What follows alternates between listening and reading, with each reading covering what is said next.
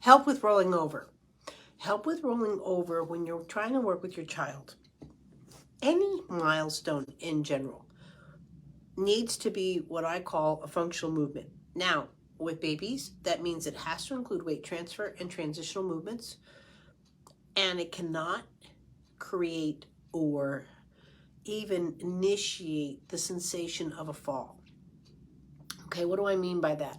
So weight transfer is no matter how a baby moves, because it has more bones than we do, the way that the skin is set up, right? That all sets up for the beginning movements, right? Weight transfer.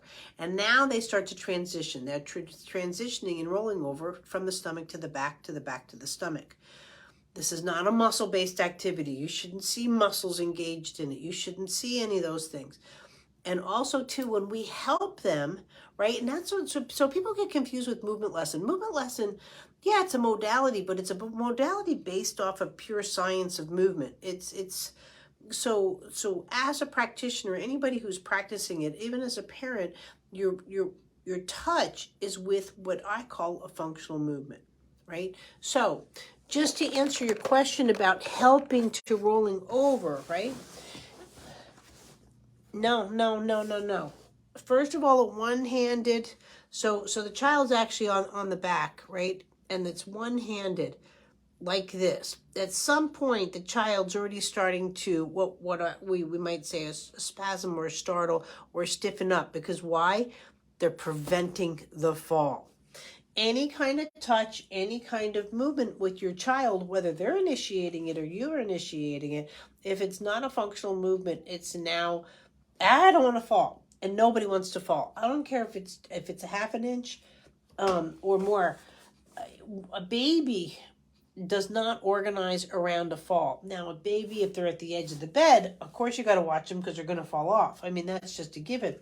But a baby, when they're rolling over, they're not falling. So really what you do is, again, rotation, weight transfer. You know, when you're doing this, bottom leg goes long and you're just here, right? And rolling over, they should be able to get in and out of it at any time. And this is where you'll get more information from the course. I do not promote, again, extremities. See, with this, and then eventually, right, that's a fall. Right? But if a child's on their back and you're coming here, you want to make sure the arm's not caught up. You don't want to catch the arm.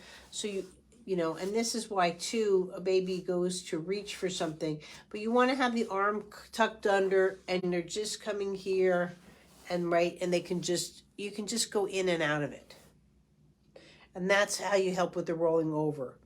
But the video that you sent me, I know it's just a video to show, but I'm telling you right now, if you're doing this with your child, right, they're just going to be like, you know, and they will stiffen up.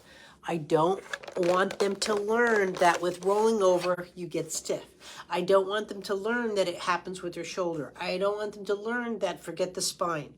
Those are things that we change the way. That's why we're coming in with the milestone course, right? It's really not that you're here to learn a modality. You're here to learn how babies move. And when they don't move right, then they have a problem with that. Thanks. I get private messages all the time. I prefer that they go through the group. I can set up an appointment with you, but people send information, videos, and all that. I don't do reviews on my private messengers. First of all, if I'm going to give free advice, I feel everybody should learn from it. And so that's why I have the setting. And second of all, too, I understand that there's privacy issues and so forth. Facebook has this great feature now that you can actually post into the group anonymously. And when I ping you and so forth, you will get the message, but nobody will see who it is.